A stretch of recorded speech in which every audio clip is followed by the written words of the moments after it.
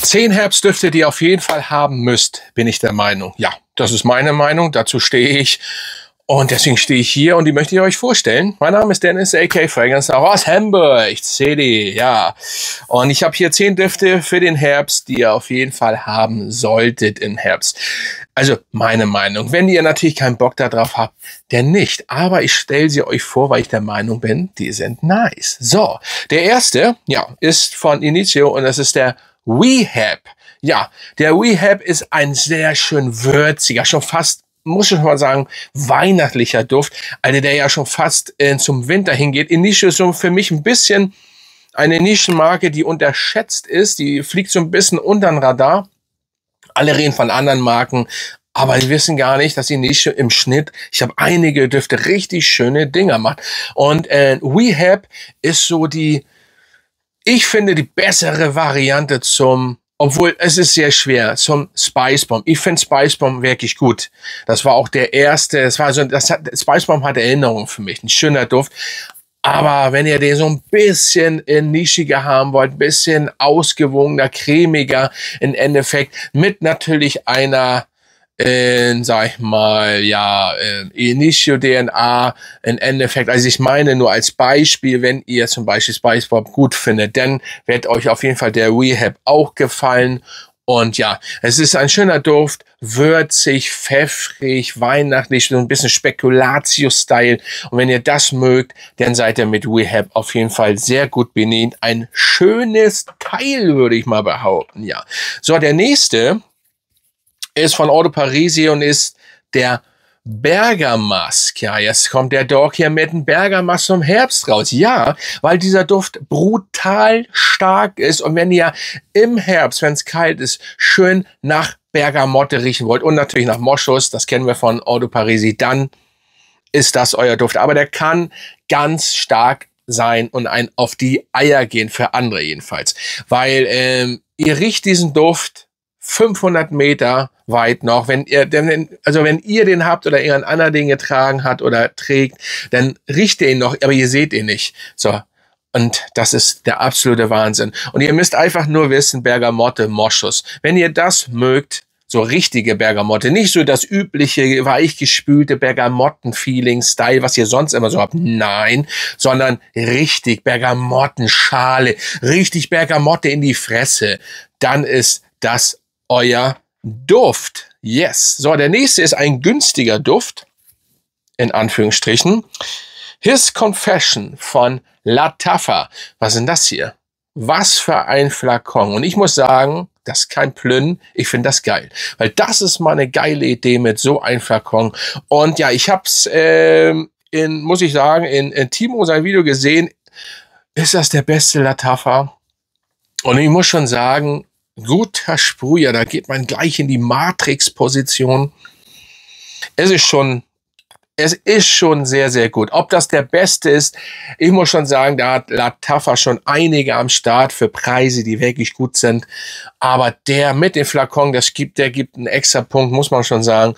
Finde ich, das ist ein leicht frischer, cremiger, ja, Vanilleduft, der mit einer Iris, also wer Iris mag, ist hier sehr gut bedient oder wer den möge. Hier ist natürlich noch, wie gesagt, die Iris, hier kommt was Cremiges, die Vanille, vielleicht noch ein bisschen, könnte auch so einen leichten orangen, cremigen Style haben. Finde den sehr, sehr gut. Also ist schon mit einer der besten.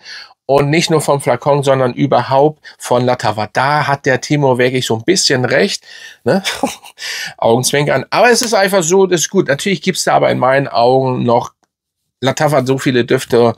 Und ja, aber er steht so ein bisschen für sich trotzdem. Das ist natürlich, wo es ihn vielleicht sehr gut macht. Oder vielleicht auch am besten macht, weil er für sich trotzdem so ein bisschen für sich alleine steht. Auch wenn ich einen ähnlichen, sage ich mal so gesagt, ich kenne einen, hat er trotzdem so 60%, naja, es ist noch mehr eigentlich, 70% noch komplett andere DNA für sich selber, oder das, was ich so nicht in meiner großen Sammlung habe. Und deswegen ist das nice. So, der nächste, da halte ich mich kurz, habe ich in der letzten Zeit öfters erwähnt, das ist der Shalimar.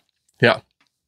Ein bisschen oldschool, die beste Vanille überhaupt, der beste Vanillenduft überhaupt. Shalimar, ja, ist ein Damenduft, tragen Männer aber sehr viel. Wenn man so ein bisschen, in dem Fall hier pudrige, oldschool Oma-Vibes haben möchte, nicht altbacken, also altbacken klingt das schon, aber es klingt nach Luxus, nach ja, nach einem Schloss und dann die beste Vanille, dann seid ihr mit Shalimar einfach am besten bedient. Also ihr müsst wirklich mal Shalimar testen und ihr müsst mal den länger testen.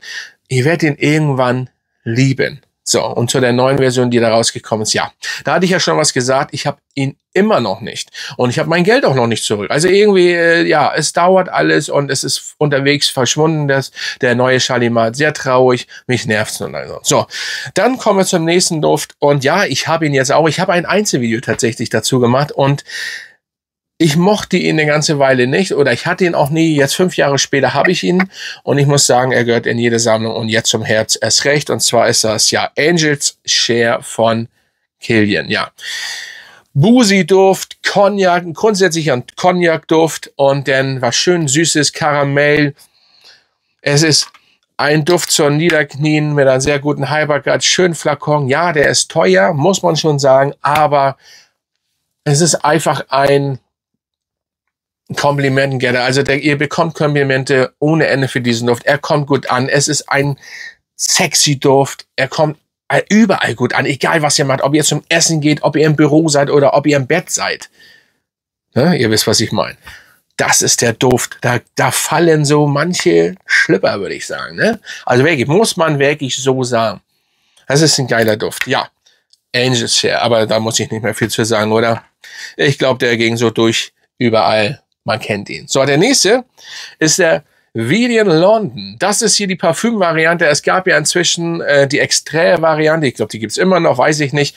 Und die neue Eau de Parfüm-Variante. Ich weiß gar nicht, Parfüm gibt's glaube ich, nicht mehr. Hier mit den dunklen Juice, einer der ersten noch. Das Ding ist, das ist wohl die beste Variante, die erste, klar, aber auch die anderen sind noch gut, obwohl viele von den Extrait de Parfüm, ich mich nicht ganz neu, nicht so begeistert waren, aber jetzt von den Eau de Parfüm.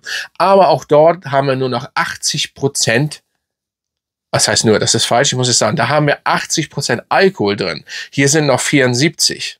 Trotzdem soll er gut halten, aber das Parfüm habe ich gehört, ich kenne das Eau de Parfüm noch nicht, das Parfüm hier hat einfach mehr Tiefe und noch so, aber wenn ihr, jetzt kommt es ja zum Hauptpunkt, wenn ihr Himbeere Leder mögt, in Perfektion, dann muss Vivian London einfach am Start sein für den Herbst. Ja, Leder, Himbeere, tonnenweise und millionenmal erwähnt, mehr muss ich dazu nicht sagen. Kommen wir zur nächsten, ist auch ein Lederduft, Habit Rouge mit Rouge Privé. Da haben wir auch so ein bisschen Oldschool-Vibe, aber das ist so der Polo-Duft für richtig Leute, die Money haben. Wenn ihr so riechen wollt, dann holt euch den. Auch ein bisschen Oldschool, altbacken. Ich find's geil, aber hier nicht so altbacken wie bei Eau de Parfüm oder Eau de Toilette. Obwohl schon, aber dann haben wir noch richtig geiles Leder. Und Guerlain, wie ich immer so schön erwähne, macht es einfach perfekt. Guerlain ist da einfach gut. Und perfekt, ja. Schönes Teil. Habit Rouge hält lange, genau wie die anderen Düfte, die ich da eben alle gezeigt habe. Auch selbst der Lattafa hält gut. Eigentlich halten alle, die ich hier zeige, gut.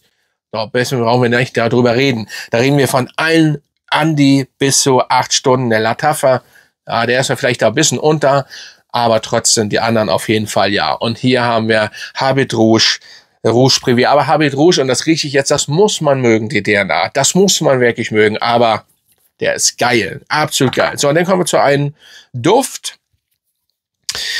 Den muss ich erstmal sauber machen, bevor ihr, seht ihr ihn schon? Nein, ich hoffe nicht. Das ist ein Duft von Christian Provenzano, wenn richtig ausgesprochen. Mangostino, yes, der neue. Und da muss ich schon sagen, das ist auf die Fresse. Das wird nicht jeder mögen. Wenn ihr hier aber dran riecht, dann kann das sein, dass das für euch stinkig riecht, weil das ist Oud drin. Aber auf der Haut ist der anders. Der wird einfach anders. Schöner Flakon. Ich habe von dieser Marke 4 Düfte, glaube ich, insgesamt mit denen. Sind schon gute Dinger. Muss man sagen. Und nicht, weil da Werbung steht, ist, oder hier, wo auch immer. Ich finde es einfach wirklich gut. Und hier haben wir was für mich. Wir haben schon ein bisschen Kuhstall-Ud. Dann haben wir einfach auch Früchteakkord, Lederakkord, finde ich. Der Mangostino hier ist aber mit Mango bestückt, ja. Und ich finde, die Mango wird dann schön süßlich und dann haben wir das Oud, wir haben so ein bisschen Früchtecocktail. Dieses Ganze mit dieser Frucht und Oud, das muss man mögen. Das ist fast noch für manche vielleicht schlimmer, als wenn man nur Oud riecht und das, oder Rose Oud, sondern hier haben wir Früchte, auch ein bisschen blumig dazu, Früchte und Oud. Aber ich finde es geil und er hat eine Süße auf der Haut. Deswegen hier dran riechen oder woanders. Ihr müsst den testen. Viele werden hier vielleicht auch sagen, das ist nichts. Bitte aussprühen. Der ist richtig genial, muss ich sagen. So, also ein schönes Teil, nicht nur mit einem schönen Flakon. Haltbarkeit ist auch stark und ja, schönes Oud-Teil, neues, muss ich sagen, ja. So, der nächste ist ein Oldschool-Klassiker, den hat schon mein Opa getragen, und zwar Fahrenheit. Das Eau de Toilette, was muss ich dazu sagen? Der Tankstellenduft. Ja, der Tankstellenduft. Und ich habe ihn lange nicht gerochen. Meine Frau hasst ihn. Also wenn es einen Duft gibt in meiner Sammlung, den sie hasst, am meisten hasst, ist es der Duft. Und das ist natürlich sehr schade, weil ich ihn ungern gemein trage. Aber das hält mich nicht auf. Es hat mich eine ganze Zeit aufgehalten, aber ich werde jetzt demnächst ihn mal wieder tragen und eigentlich auch mal neu holen. Wie ist denn aktuell die, sag ich mal, gibt's eine, kennt einen hier, schreibt mal unter, wenn einer die 25er Version kennt, die neue. Wie ist der jetzt? Das würde mich mal interessieren. Ich weiß gar nicht, was hier drin ist. Lilie, Lavendel, diese extremen Tankstellengeruch, Benzin-Style so ein bisschen. Aber das ist einfach das ist der Gottfaser des Tankstellenduftes. Fahrenheit. Bleibt für mich einfach unerreichbar. Für mich einer, der verkörpert einen maskulinen Männerduft. Punkt. So, und zum Schluss Gucci Guilty Elixir. Ja, ich weiß, da ist ein neuer rausgekommen, den kenne ich noch nicht, aber das ist hier von allerfeinsten. Cremig, Orangen-Feeling, dann pudrig, schon fast auch ein bisschen Iris, nur anders als Orange, ein bisschen so Iris-Orangen-Style. Sauber, absolut geiles Feeling, einer der schönsten, hat Gucci wieder was rausgehauen, ne? Muss man schon sagen. Und das ist einfach auch sexy pur. Da haben wir eigentlich schon, wie, ja, sag ich mal, schon Shalimar auch sexy sein kann oder eben Angels sehr sexy ist. So ist das auch mit Gucci GT Elixir. Absolut Hammer, mit super Performance und super lecker. Müsst ihr unbedingt mal testen. Ist natürlich nicht günstig in so einem kleinen Flakon, aber das ist eben Gucci. So, das waren meine 10, die ihr auf jeden Fall haben müsst, bin ich der Meinung. Das sind hier nicht meine Top 10 Herbstdüfte, aber die kommen noch. Aber das oder diese Düfte solltet ihr austesten. Mit meinen Top 10 Herbstdüften muss ich noch mal schauen. Das ist für mich ein bisschen, obwohl so langsam könnte man anfangen, aber ich muss mal schauen, was man in die Top 10 wirklich reinnehmen kann. Einer, der hier auf jeden Fall, so ganz aus dem Stegreif, einer, der hier steht, wird auf jeden Fall dabei sein. Das ist ganz klar. Ja, der wird jetzt nicht sagen, welcher, macht gar keinen Sinn, aber die werden noch kommen. Auf jeden Fall, ja, der Herbst ist da, die kältere Luft, genau, die Luft, die jetzt kommt, die kalte Jahreszeit.